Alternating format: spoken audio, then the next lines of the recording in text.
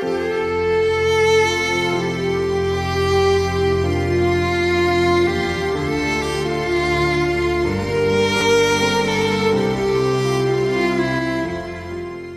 sidang jemaat Tuhan yang terkasih, kita bersyukur kita bertemu lagi dalam renungan kita. Jangan pernah bosan ya sidang jemaat Tuhan. Mari persiapkan hati kita. Kita mau muji Tuhan, kita katakan kepada Tuhan, menyenangkan-Mu. Tuhan, ku mau menyenangkan-Mu. Tuhan, bentuklah hati ini jadi bejana untuk hormat-Mu, cemerlang bagai emas murni. Tuhan, ku serahkan hatiku, semua ku berikan padamu. Kudus dan hingga kudus selalu, agar aku menyenangkan-Mu, menyenangkan-Mu, senangkan-Mu. Hanya itu kerinduanku, menyenangkan-Mu, senangkan-Mu Tuhan. Hanya itu kerinduanku. Amin. Firman Tuhan untuk hari ini dari 1 Samuel pasal 14 ayat 24 sampai 35. 1 Samuel pasal 14 ayat 24 sampai 35.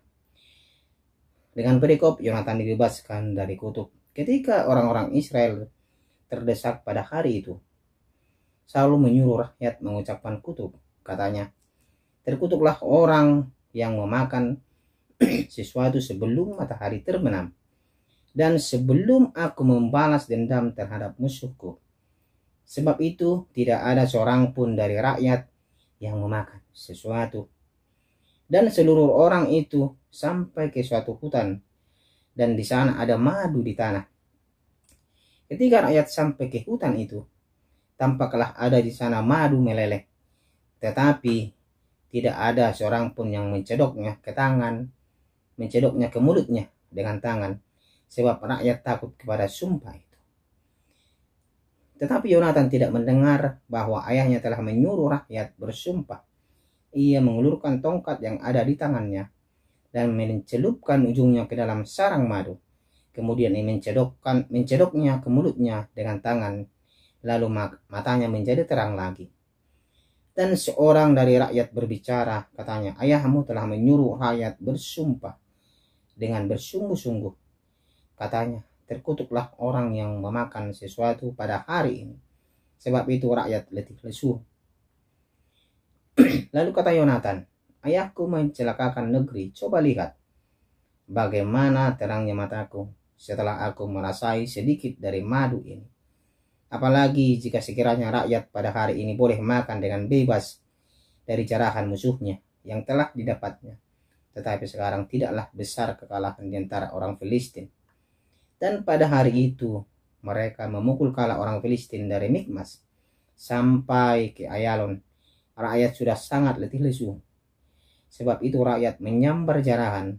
Mereka mengambil kambing domba, lembu dan anak lembu, menyembelihnya begitu saja di atas tanah dan memakannya dengan darahnya. Lalu diberitahukanlah kepada Saul demikian, lihat, rakyat berdosa terhadap Tuhan dengan memakannya dengan darahnya. Dan ia berkata, kamu berbuat khianat. Gulingkanlah sekarang juga sebuah batu besar kemari. Kata Saul pula, berserak-seraklah di antara rakyat dan katakan kepada mereka, setiap orang harus membawa lembunya atau dombanya kepadaku. Sembelihlah itu di sini, maka kamu boleh memakannya. Tetapi janganlah berdosa terhadap Tuhan dengan memakannya dengan darahnya. Lalu setiap orang dari seluruh rakyat membawa serta pada malam itu lembunya, dan mereka menyembelihnya di sana. Saul mendirikan mezbah bagi Tuhan. Inilah mezbah yang mula-mula sekali didirikannya bagi Tuhan. Puji nama Tuhan. Demikian firman Tuhan. Tema kita untuk hari ini adalah kuasai dirimu. Kuasai dirimu. Sidang jemaat Tuhan yang terkasih, dalam rentang yang singkat berulang-ulang kita disodorkan kisah Saul yang gegabah mengambil tindakan. Saul bukan lagi sosok yang ketika muda menjadi pengharapan umat Israel dan yang merasa diri tidak layak di hadapan Tuhan. Kini Saul merasa diri seorang raja yang layak dan Tuhan memberkati dia. Hanya sebagai pelengkap dalam dirinya suatu kemewahan yang dia peroleh di dalam pemerintahannya.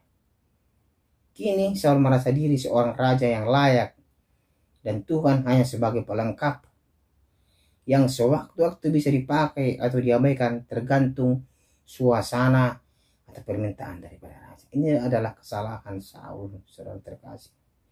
Sikap Saul yang merasa dirinya semakin penting ternyata membuat kelemahannya menjadi terpaparkan kepada publik atau kepada semua bangsa Israel, apalagi kepada Tuhan. Sikap Saul sangat berubah drastis. Dia menganggap dirinya sangat penting, sidang jemaat Tuhan. Terkadang kita juga begitu.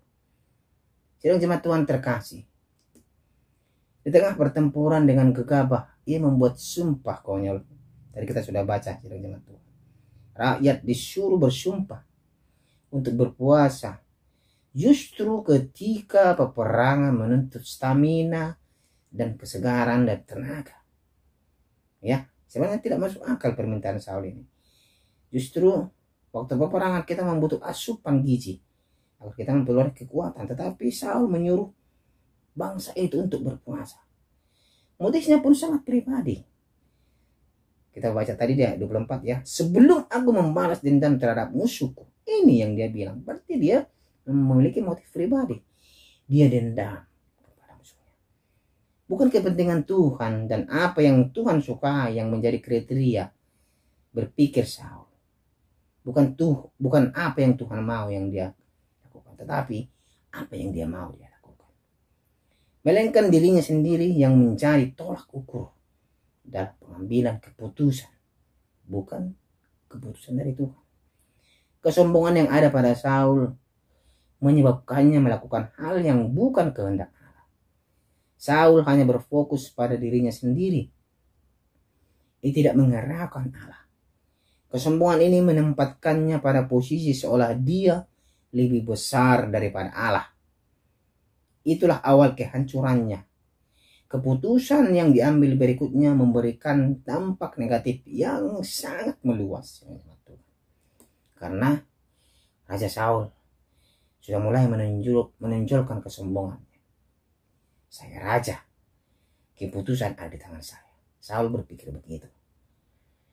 Dan apapun yang saya perintahkan harus dilakukan.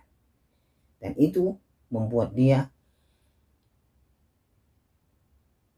menjadi cacat di mata Tuhan, di mata Allah. Ketika kesombongan melingkupi hati dan pikiran, kita dapat jatuh untuk melakukan hal yang sama seperti yang dilakukan Saul. Ini juga kesombongan lain mengatakan diriku tidak bersalah. Yang salah adalah orang lain. Terkadang kita menyalahkan orang lain.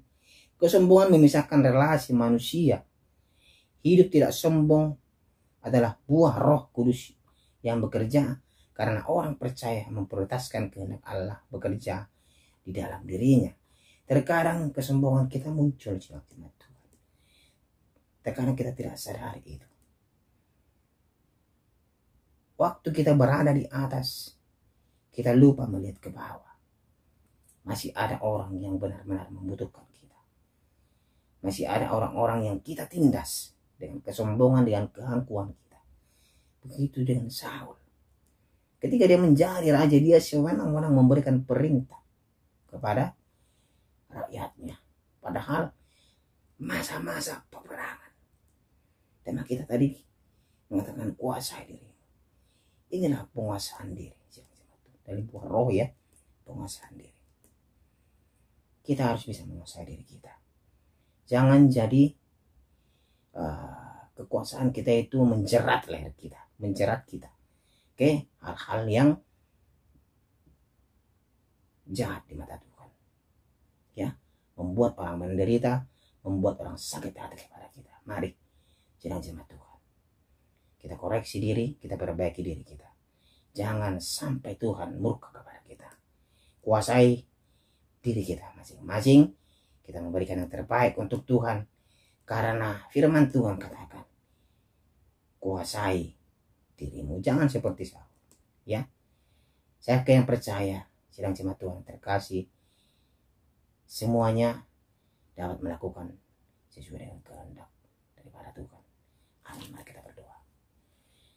Terima kasih Tuhan untuk firman Tuhan yang mengajari kami, agar kami bisa menguasai diri kami, agar kami tidak seperti Raja Saul yang melakukan sesuai kehendak dia, bukan kehendak Tuhan Allah.